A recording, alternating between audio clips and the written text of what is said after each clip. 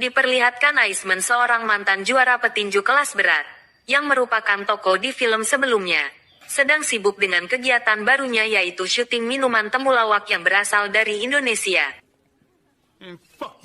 Adegan memperlihatkan seorang mafia yang bernama Gaga, di mana dia menghasilkan uang dengan bisnis pertarungan napi di penjara. Sementara itu dari berbagai penjara ada salah satu jagoan yang tak terkalahkan.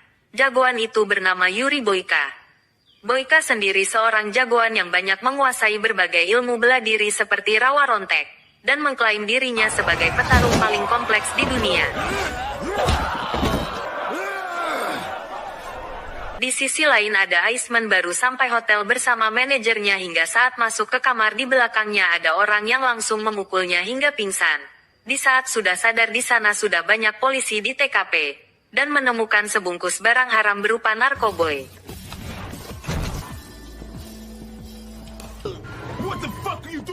Di sini bisa disimpulkan bahwa si Iceman ini dijebak oleh seseorang agar masuk ke penjara.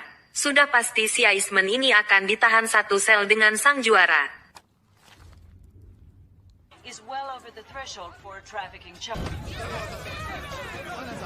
Ketika baru masuk penjara, Iceman meminta para sipir untuk membuatkan air hangat untuk mandi.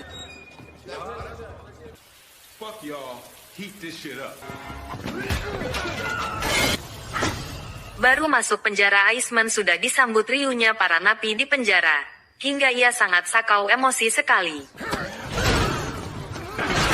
Iceman sendiri ditempatkan satu sel dengan seorang napi pecandu narkoboy yang nantinya jadi sahabat karibnya. Esok paginya saat Iceman makan, ia pun menjadi pusat perhatian para napi di sana. Wajarlah di mana si Iceman ini seorang mantan juara petinju kelas berat. Saat LG menikmati hidangan makanan, datanglah Boyka bersama para komplotannya, di mana salah satu anak buahnya menyuruhnya berdiri untuk memberi penghormatan pada sang juara Boyka, hingga membuat si Iceman ini kehilangan selera makannya dan memberinya satu tampolan sebagai hadiahnya.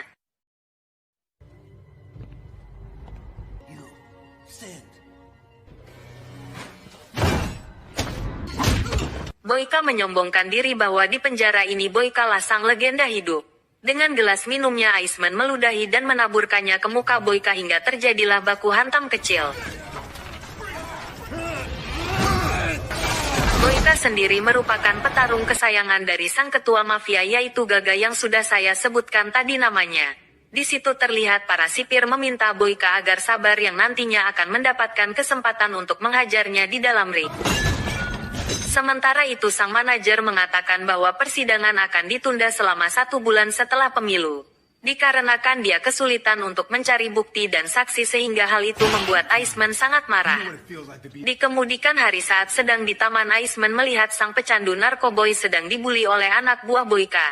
Hingga Iceman merasa miris melihatnya, ia pun datang menghampirinya dan langsung membogem mentah mereka semua.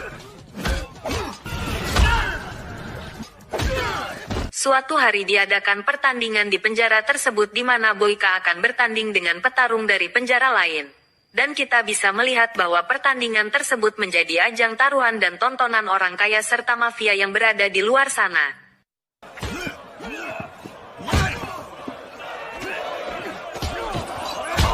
Iceman pun yang melihat pertandingan itu biasa saja, tidak ada yang istimewa dari pertandingan tersebut.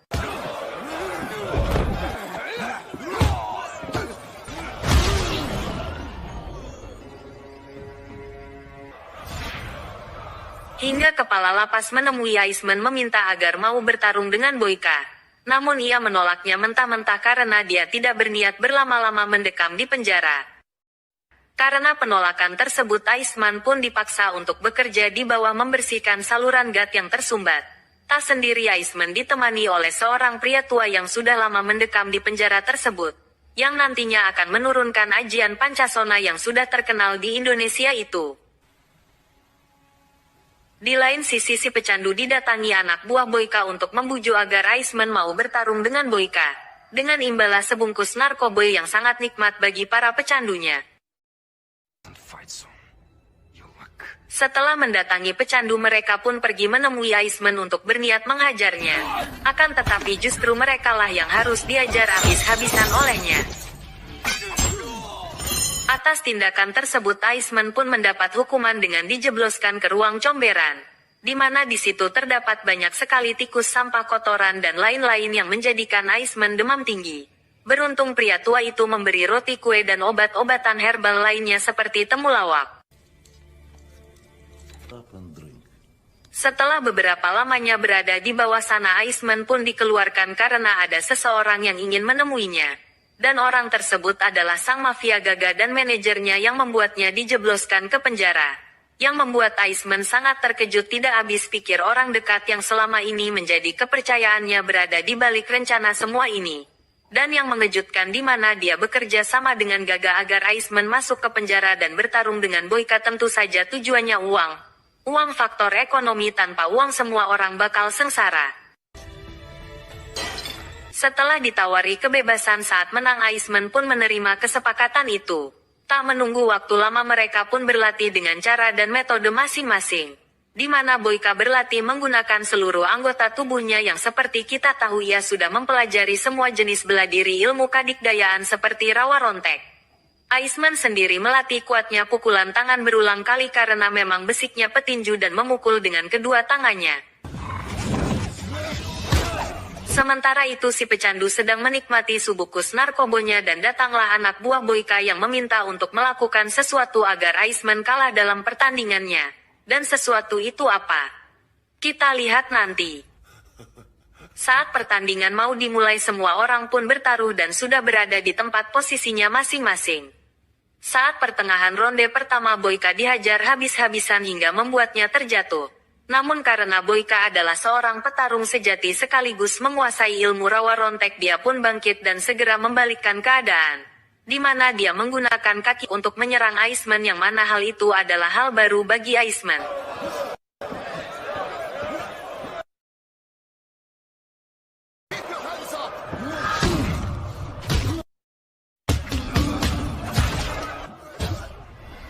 Sementara itu anak buah Boyka menyuruh menukar botol minum yang sudah diisi obat bius, dan hal itu diketahui oleh si pria tua. Hingga waktu istirahat tiba, si pecandu ragu memberikan minuman tersebut. Akan tetapi anak buah Boyka mengancam tidak akan memberi jatah narkoboy lagi, ia pun dengan terpaksa melakukannya. Tak butuh waktu lama obat bius itu pun langsung bereaksi yang membuat kepala Iceman teler ngantuk pengen bubuk siang. Melihat hal itu Boyka nampak heran karena dia memang tidak mengetahui apa-apa tentang rencana anak buahnya tersebut. Tak mau ambil pusing, Boyka langsung menyerang Iceman hingga dia kalah dalam pertandingan tersebut. Saat sadar Iceman langsung menemui pecandu yang ternyata sudah tewas gantung diri serta meninggalkan sepucuk surat cinta permintaan maaf atas apa yang telah dilakukannya.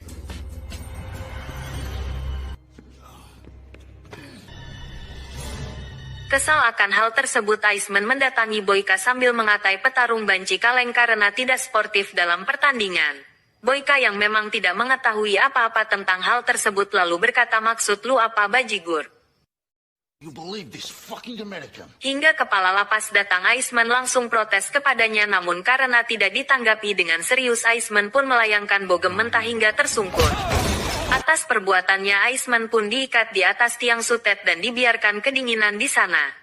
Boyka merasa ada sesuatu yang salah dan mulai menginterogasi anak buahnya satu persatu hingga saat dia melihat kebohongan di mata mereka. Boyka langsung membunuh kedua anak buahnya tersebut.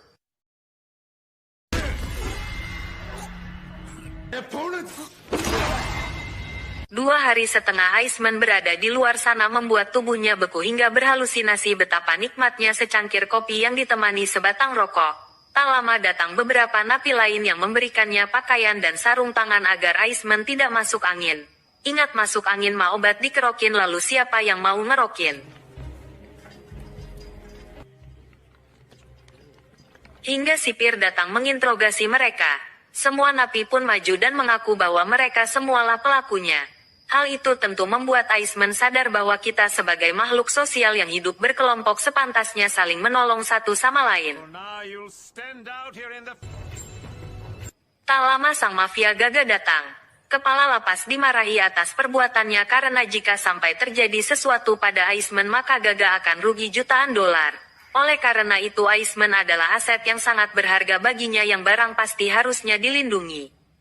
Setelah Iceman dilepaskan, Gaga menemuinya dan memintanya untuk bertarung sekali lagi dan jika dia menang maka Iceman mendapatkan kebebasannya. Kali ini Iceman minta satu syarat lagi kepada Gaga untuk memberikan mantel baru yang nantinya diberikan kepada para napi yang sudah membantunya di luar sana.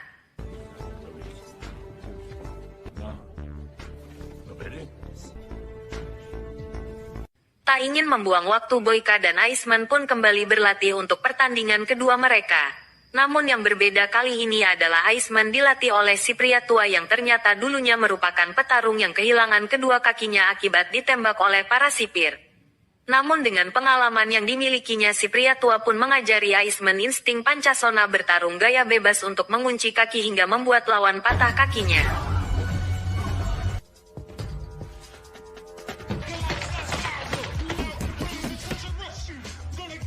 Tiba saatnya penonton dan para mafia bertaruh atas pertandingan kedua kalinya mereka. Iceman dan Boyka masih menggunakan teknik yang sama masing-masing hingga pertarungan berjalan cukup sengit dan menegangkan.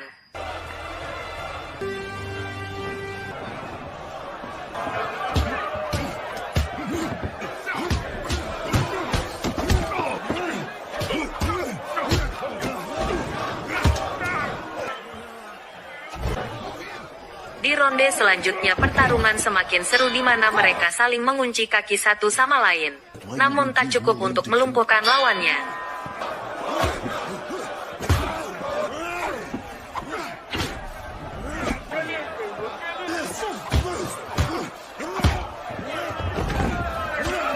Hingga tibalah ronde ketiga di mana Iceman teringat penderitaannya di dalam penjara saat dia disiksa dan direndahkan harkat dan martabatnya yang membuatnya semangat untuk segera keluar dari sana untuk menemui para ladies Semok Bahenol penggemarnya. Dengan ilmu pancasonanya telah diajari Pak Tua, Iceman pun merubah teknik bertarungnya hingga mampu membuat Boyka kewalahan. Sampai di suatu momen di mana Iceman mengunci kakinya dan mematahkan kaki Boyka, di mana Boyka lumpuh menangis kesakitan yang membuat Iceman jadi juaranya.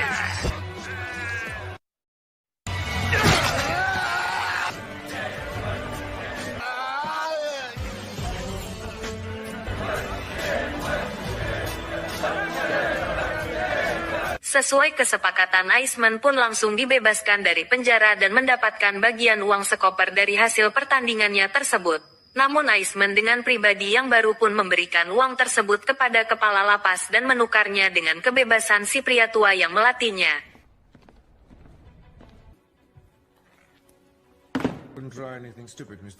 Di mana si pria tua ini sudah terlalu lama berada di sana dan sudah lama sekali tidak berjumpa dengan putrinya. Hingga saat mereka bertemu akhirnya si pria tua tersebut bisa bahagia kembali dengan si putrinya yang sangat dicintainya.